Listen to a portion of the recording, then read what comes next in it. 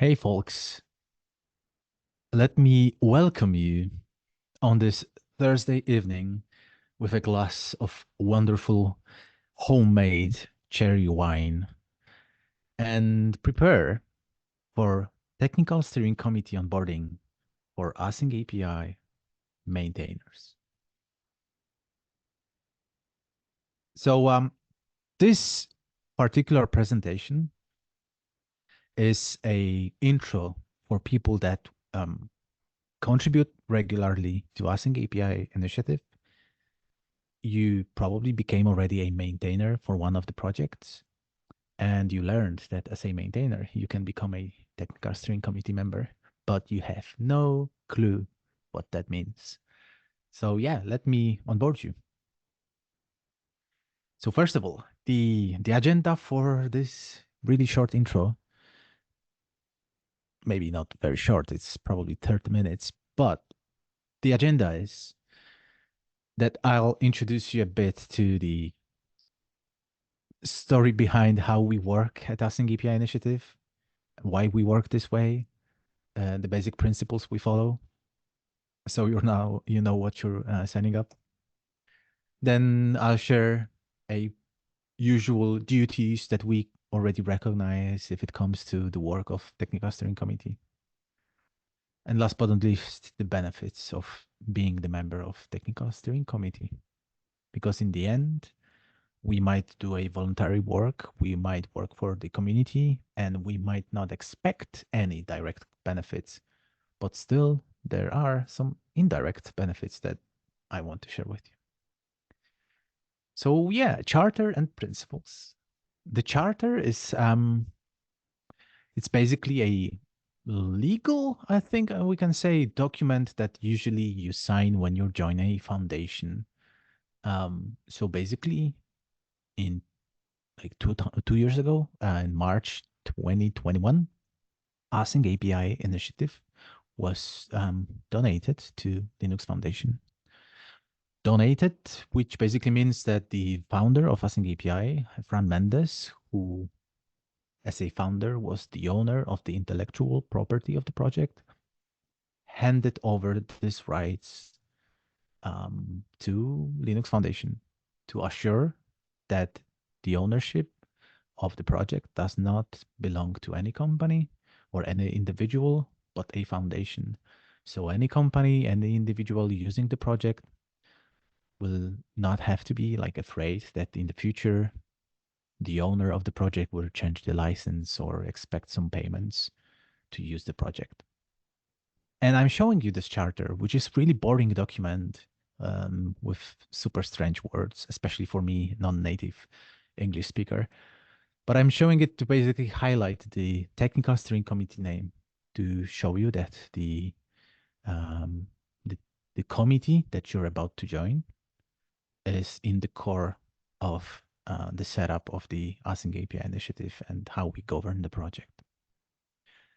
But yeah, let's try to extract some human language from this beautiful legal document.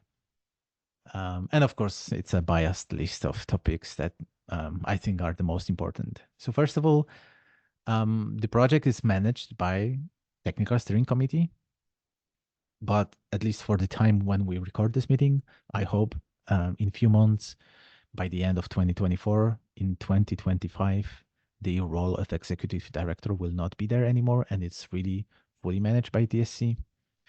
At the moment, we have executive director because Async API initiative is in the so-called startup period that I think we're ready to complete. We just need to figure out how we can replace executive director, probably with some governance committee. But yeah, let's see.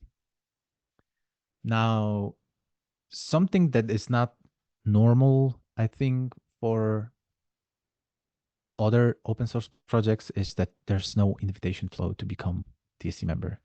You don't have to be invited. Like, let's say that there's someone in TSC that nominates you to be TSC member or whatever.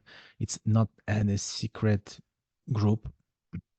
It's the way we work here is that you if you become a maintainer of any repository in AsyncAPI organization, it means you already regularly contribute to the project, which in general means if you regularly contribute to the project and you'd like to help more than just the single repo, but the whole organization, then you just open a PR, add your name to the list of TSC members, and that's it. Nobody can question this decision of yours. We will later, of course, see if you're participating and you're active in the community. But to become TSC member, you just have to be a maintainer in any project. Therefore, we don't have any limits if it comes to the size of TSC list.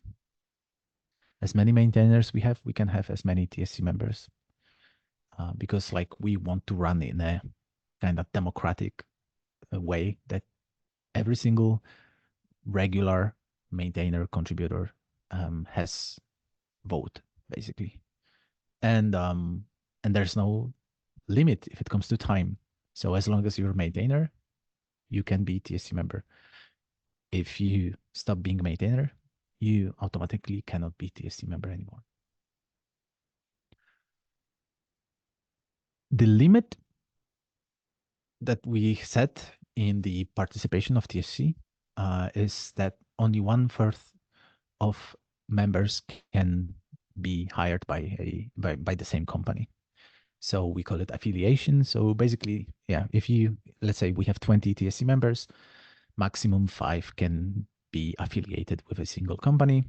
And this rule is basically in place to make sure that there's no single company that like has a can easily have a majority of votes just because they are regularly contributing to the project with a large number of people.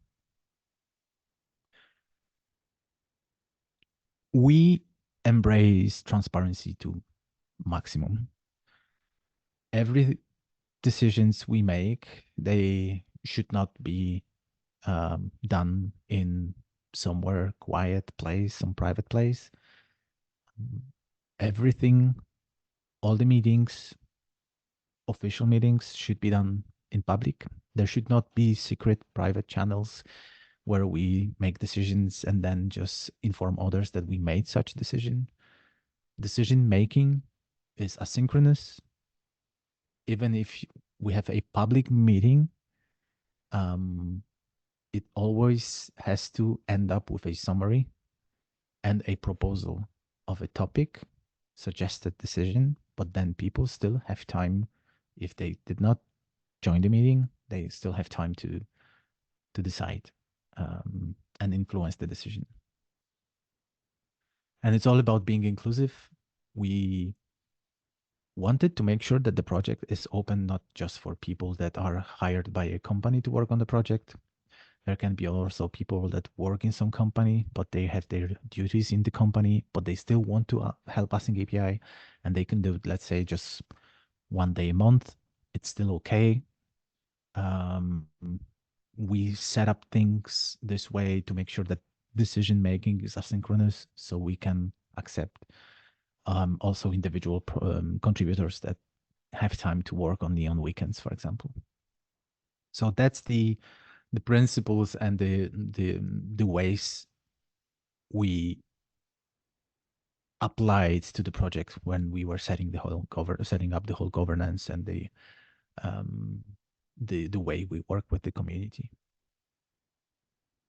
Now later, you can also have a look on this official charter, the screenshot, the document that I showed in the screenshot. You can also read an article where we explain why we choose this particular governance model. And also, if you want to read more about radical transparency, I recommend you this article from Fran that also explains why we want to be so much transparent. Yeah, duties. There's just one duty. Basically, if like to us, as in simple words, like to us, it means that if you want to be a technical steering committee member and you want to help to drive the project forward, the only thing we expect you to do is to do it, to participate, to be there in the community and actively participate as TSC member. And there's really not much work to do. So some examples of possible topics. For example, accepting new projects. So sometimes it happens that there's an existing open source project that wants to join AsyncAPI umbrella. So basically owners want to donate project to AsyncAPI to have it under AsyncAPI organization. That's doable. People can open such proposals, not only TSC members. And then it's just about TSC making sure, like informing properly TSC what's the purpose, why people want to donate a project, who will maintain it, and then TSC decides if this project can be accepted. We did not have yet any, but this year we will have some discussions about archiving some existing projects that don't have regular maintenance, because we want to make sure that we also have a good quality of the project. So yeah, give projects, give place for projects that are regularly maintained so community can rely on them. We also organize some Async API initiative-wide programs like Ambassador Program, Bounty programs, all of these initiatives, because they are affecting the whole project, not just a single repository. They have to be accepted by TSC. Budget, we get sponsors. We spend sponsors' money on different initiatives. TSC has to approve the budget. In the end, TSC is the final frontier if it comes to conflict resolution. Never happened. Like, we never had to exercise this so far, and this so many years. Maintainers in different repos, they manage to have proper consensus always there. Uh, Close discussions in the scope of the repo. Never so far. TSC did not have to like really make decisions on a specific repo just because maintainers could not find any agreement. But if it happens again, not again, but like it happens in general in future, then TSC will have to help resolve conflicts. And I'm talking about conflicts related to like tech decisions. If it comes to conflicts on a personal level that are related to code of conduct, then for this, we organized last year a dedicated committee of people that are the most trusted and can properly, with enough emotions and empathy, solve such problems. But yeah, the most important is to know that basically TSC is involved in topics that are affecting the whole initiative, not a single repository. For that are maintainers, and we do not want to override decisions of maintainers. Now, for now, when you watch this recording, when it was released, we did not have any yet automation that would track how many people voted to make a decision. So we will include pretty soon a voting based on Git vote tool. So whenever you're gonna get a notification that you should participate in discussion or vote, you will have to react with 3 different emojis: thumbs up to say yes, thumbs down to say no, and eyes emoji, which will basically indicate that you know that there's a new topic, but you basically have no opinion, because the topic is related to some specific part, like let's say some decision on how we do documentation for the project. And like you're not experienced with docs, so you really like don't want to share yes or no, because you're not experienced enough to make a good decision there. So you basically acknowledge you know, but you're accepting whatever decision will take place. So you're just gonna have to share these emojis, but of course you will be able to comment and discuss. And later you can also take a look on the list of TSC members. We have a page on website where you can see all the TSC members. So if you're not yet decided, just see maybe there's someone you already know, set a private meeting and ask for opinion if they recommend being TSC member. How do you know that you're needed? Like, how do you, like, in this whole huge project with so many community members, how do you know that you're actually needed to vote? So we have three different solutions. One is there's a Slack channel where a bot drops message whenever there's a voting or discussion, and TSC members are required to participate. There's also a subscription, email subscription that you can, like, you just go to the TSC list. There's a box where you can put your name, email, and get always emails whenever there's a new discussion happening in the project. It's not the same as newsletter. So if you're subscribed for newsletter, that's not enough. You have to explicitly sign up for TSC related discussions if you want email notification.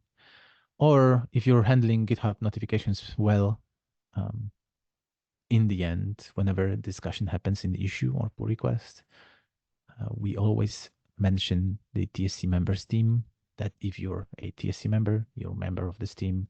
So you're going to get also a GitHub notifications. Now, benefits. Definitely not this wine. To have this wine, you have to be located pretty close to me in Poland. So the benefit, you're getting much larger exposure to AsyncAPI community.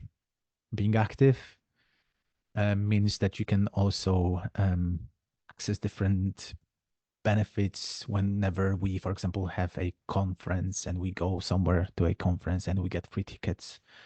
TSC members are the first ones that can apply for free tickets. So they can come to the event and expose themselves to the AsyncAPI community by being there. Because also when they're being there, TSC members are the first ones we ask for helping with master of ceremony. Or last year we had API at API Days in Paris, we had AsyncAPI track, but we also had a joint booth at the event with JSON schema, OpenAPI, and GraphQL. So TSC members could be at the booth, expose themselves to the community and help them out also with their questions. So you can imagine that, like, the more recognized you are, much easier it is to navigate for you and also build up your career.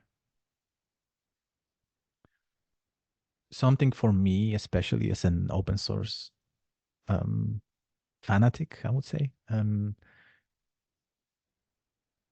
I personally love that by being in TSC, I have this unique experience where I can actually really actively influence the future of Async API.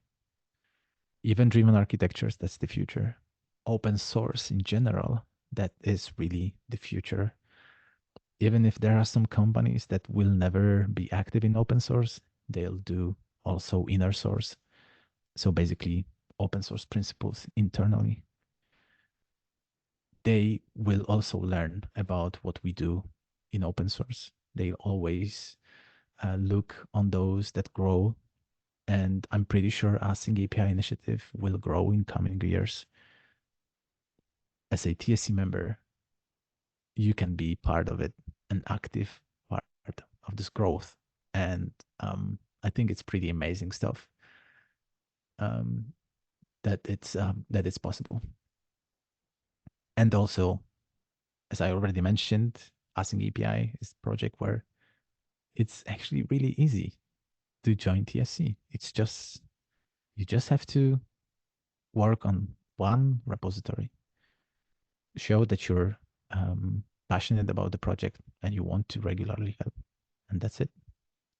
You don't have to have friends here in TSC, which is pretty amazing, I think. And as a TSC member, um, you're like in a TSC, you're in a group of people that regularly help, which means you're in a group of people that we um, use as a base for different initiatives that we do in the project. Like whenever we have programs or we have some subcommittees like open, like a code of conduct, in the future we will also have other committees. Like I hope that executive director will probably be replaced with governance committee. Um, by being at DSC, you're also able to participate in these different initiatives. Um, and sometimes when we have enough money from the sponsors, we can direct them to support such TSC members um, in these initiatives if they're not supported by a company. So that's about it. I hope it wasn't very boring.